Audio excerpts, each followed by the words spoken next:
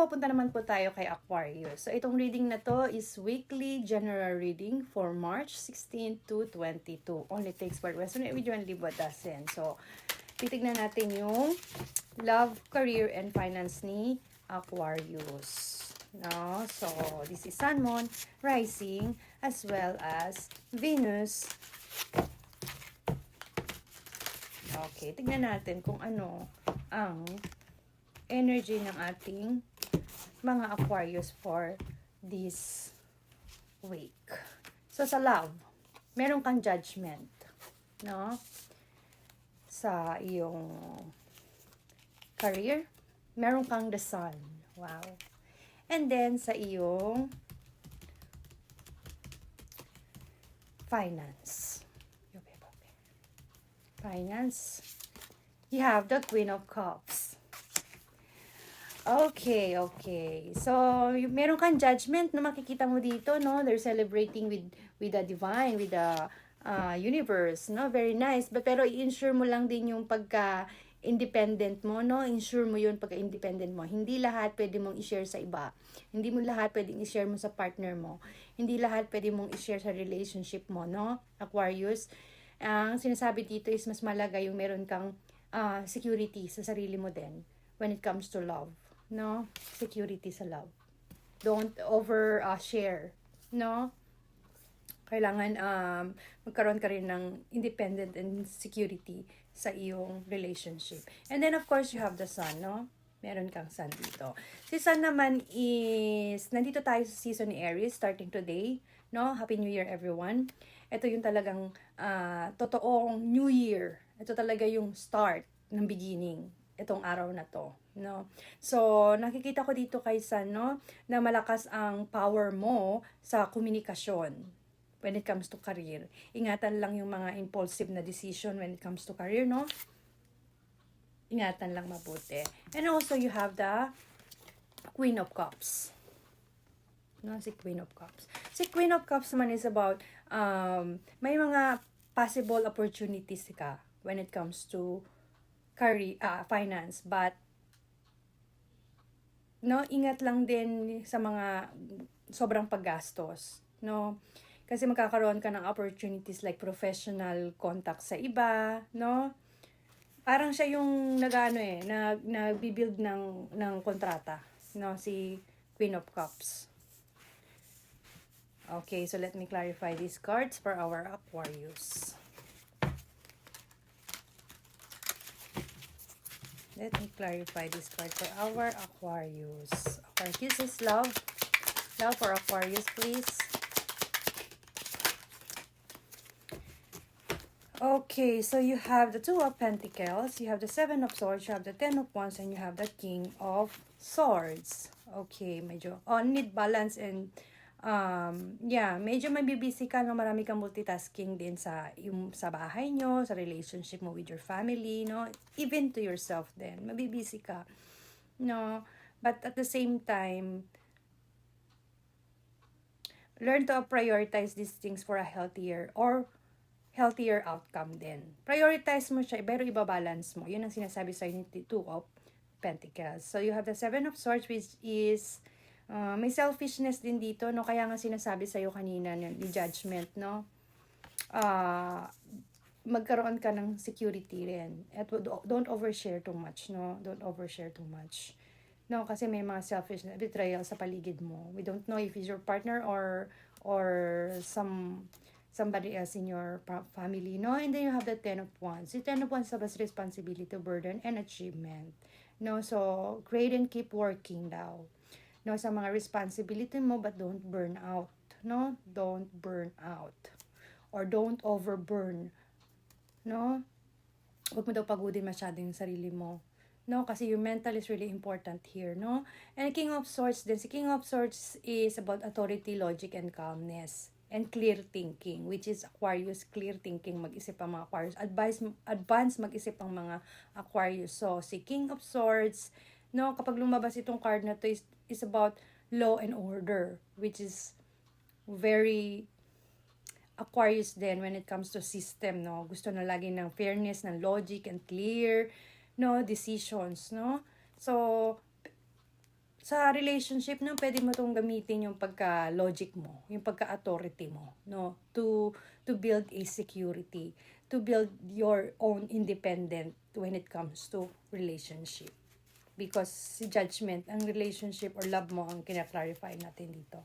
Alright, so let me clarify naman yung career, the sun, career for Aquarius. Career for Aquarius, please. Career for Aquarius. Career for Aquarius, please. Okay, so you have the Temperance. Wow, you have the Queen of Cups and also you have the Eight of Swords. So, management, patient, and balance sa career. No, katulad nga ng sabi sa'yo, don't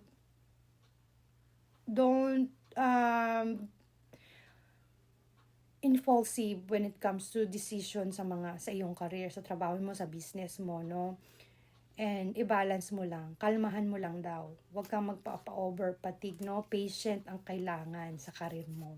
No, sa Queen of Cups naman, meron kang compassion and calmness nga. Ayun, parehas tayo. So, gamitin mo intuition mo para minsan ikaw mo. Gamitin mo yung intuition mo in the way na hindi mo kailangan high pressure ng iyong dugo, no?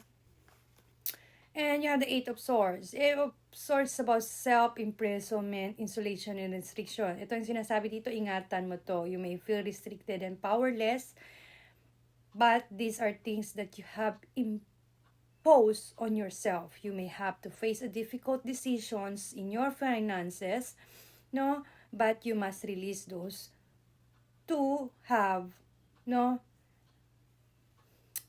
To have a balance, no? Para may-release mo siya. Mai-release mo siya, no? So, pagkatiwalaan mo lang yung sarili mo na everything is gonna be okay, no? Kasi pag merong Eight of Swords, ibig sabihin nito, ano na to yung parang from the dark to light no? Ka dito self-reflection ka kasi meron siyang isolation at self-imprisonment, di ba? So, yes, gamitin mo ng intuition mo, pero ang pinaka-importante dito siguro ang main is anything happens in your relationship and career or finance, you always have to be calm to think of your mental state, no, Aquarius. Okay, so let me clarify naman the Queen of Cups for your finance. Okay, finance for our Aquarius, please. Finance for our Aquarius, please.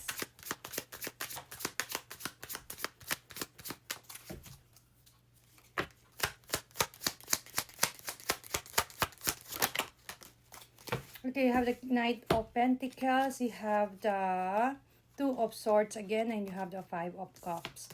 Okay, so, yun nga, balance pa rin, always, no? Merong mga challenges when it comes to finances, kaya wag masyadong mag-overspend, no? Build a security, no? Be practical when it comes to spending, no? And then, ayusin din ang routine, no? Routine may help you to build a clear mind, clear mental, and alam mo na, kapag clear ang ating pag-iisip, mas mabilis natin nare-resolbahan yung mga problema nang hindi tayo na burn out. Okay, so pay attention daw, no? Eventually, pay attention sa mga hindi naman nakakatulong sa iyong trabaho, no? So, keep in mind too, as well, na still stand ka lang, huwag kang matutumba, no? So, yun nga, mainly ang sinasabi dito sa reading mo is yun talagang may mga opportunities ka naman, pero kailangan mo na ng security, no? Nandito pa naman yung pagka-independent mo, pero kailangan mo ng balance, no? Nandito pa naman yung hard work mo, pero kailangan mo, Aquarius, no, na ingatan din ang iyong mental states, no? So, bigyan kita ng angel advice for your reading. Angel advice for your reading, please. Okay, angel advice for our Aquarius. Aquarius, please. Joy.